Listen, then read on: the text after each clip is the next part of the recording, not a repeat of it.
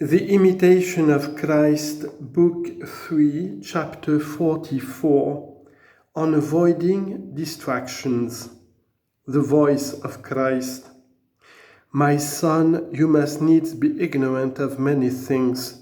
So consider yourself as dead and crucified to the whole world.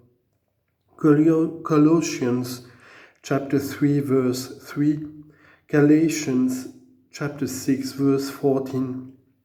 Furthermore, you must turn a deaf ear to many things and consider only such as bring peace.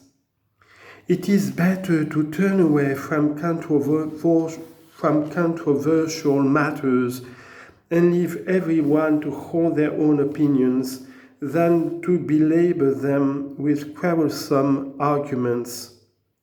So long as you remain in God's grace and carry His will in your heart, you will more easily endure apparent discomfiture. The voice of the disciple. Lord, to what a pass have we come? We grieve over a worldly loss, we labor and hustle to gain some small profit, forgetting the harm to our souls and seldom recalling it. We attend to matters of little or no value and neglect those of the greatest importance. For when a man devotes all his energies to material affairs, he rapidly becomes immersed in them, unless he quickly recovers his senses. Chapter 45.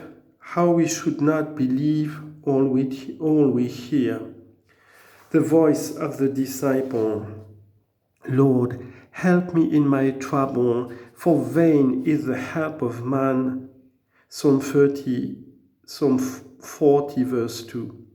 How often have I found no loyalty where I expected to find it, and how often have I found it where I least expected? It is useless to place our hope in man. Salvation is to be found in you alone, O God. Psalm 37, verse 39. In all that befalls us, we bless you, O Lord, our God. We are weak and unstable, changeable and easily deceived. None of us can guard himself so carefully and completely that he is never deceived nor in doubt. But whoever trusts in you, Lord, and seeks you with a pure heart, does not easily fall. And if he encounters any trouble, however great it be, you will swiftly deliver or comfort him. For you never abandon those who trust in you to the end. Where indeed is a faithful friend who stands by his friend in all trouble, and you, Lord, are the most faithful of all friends, and there is none like you. How wise was the holy soul, Saint Agatha, who said, "My mind is firmly established and grounded in Christ. Were this true of myself, I should never fear any man, and no bitter words could disturb me. We can't foresee the future or provide against evils to come, and if things that we expect often harm us, how can unexpected events do otherwise that seriously harm us? Why have I not made better provision for my unfortunate self, and why have I trusted so readily in others? For we are but mortal men, and nothing if not weak, even if many people imagine and say that we are angels. There is none in whom I can trust, Lord, save yourself, who are the truth, and who neither deceives nor can be deceived.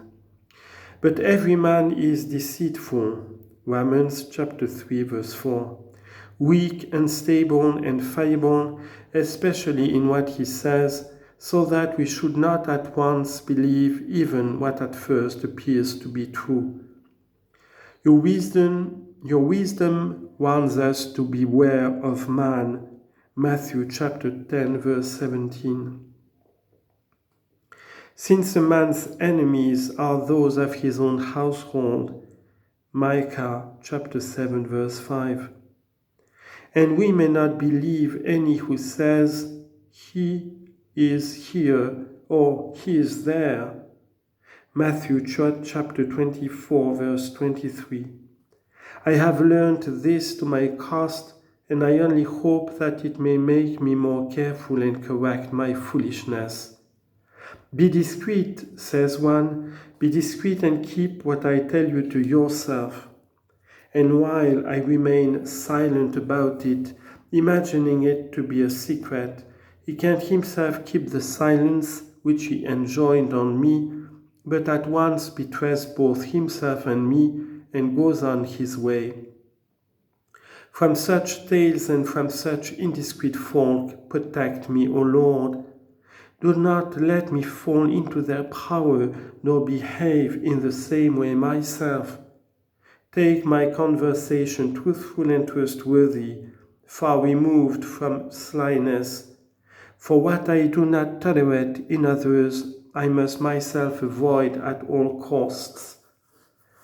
To remain silent about others makes for peace and goodwill, neither believing all that is said, nor repeating what one has heard.